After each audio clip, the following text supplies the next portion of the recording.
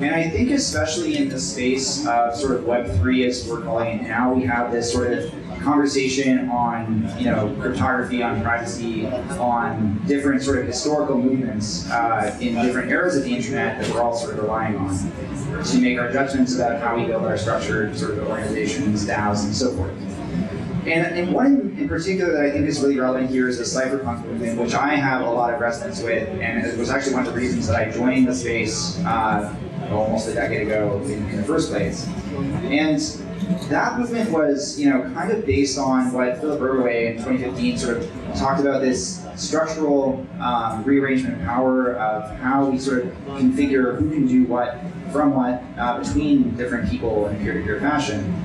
And what I think is really interesting about this paper is it encapsulates the sort of history of cryptography across time as a sort of, in part, resistance movement, but used as a way to reconfigure the structure of power. And you see this being part of the DAO movement now in the way that we're sort of thinking about equitable governance. There's a lot of great papers that are actually out on this now from folks like Sarah Hubbard, who I would recommend looking at afterwards. And the idea of sort of cryptography as resistance really comes down to the way in which we use tools, like in the case of the Ionian Revolution, like the Cytail, to share information across different groups of people in order to create some kind of change. In this case, it was actually change aimed at sort of uprooting Hespasius in this sort of city-state of Miletus. I'm not Greek, as you can tell from these pronunciations. In order to create essentially a new sort of rule for Greece. And similarly, in the Abbaside Revolution, this was used actually as a way to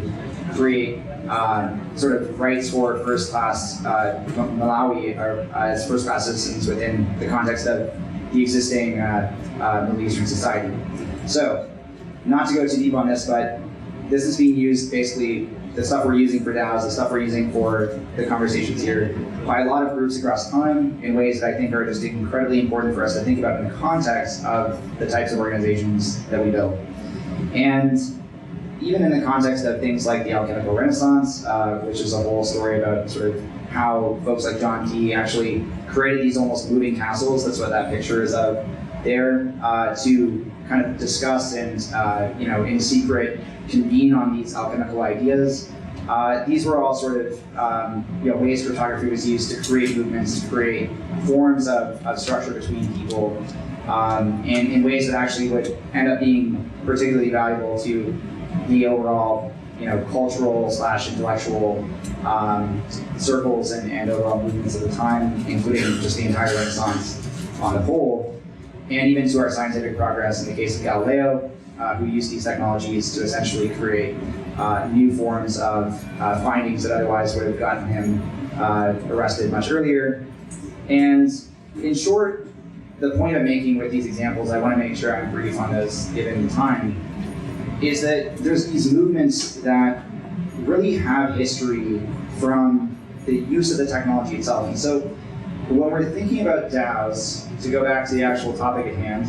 I want us to think about what is the way in which we are reconfiguring power with the structures that we're creating, and how can that, if you're creating any kind of organization, not just improve the functioning of the organization, but how can that give people a reason and purpose in terms of being involved in the organization at hand? How can this make people feel like they are part of a narrative movement in the way that now, sort of in the 1990s, the cypherpunks did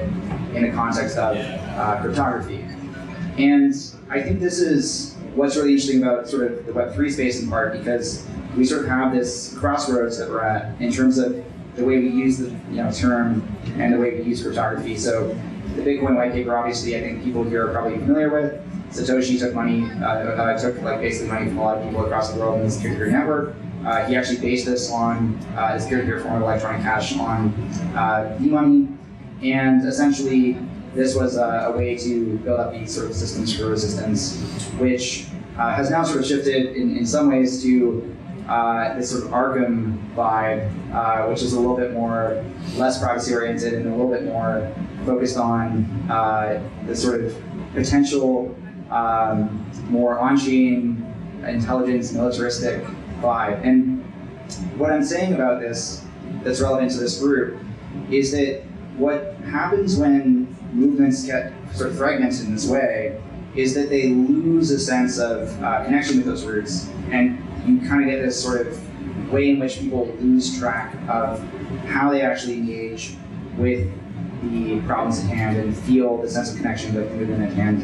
And this is sort of what's happened in Web3 in some ways. It's sort of where we've lost,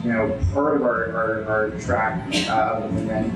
And I would just, sort of want us to articulate, in terms of the organizations we're creating here, how we can really, for our own origin stories, for our own kind of structures, tell narratives that are relevant to our communities, how we can make sure that, in the way that Web3 was originally a sort of post-Snowden web, we can go back to roots that made us in this room start different types of organizations that we're maybe creating, and make sure that we don't sort of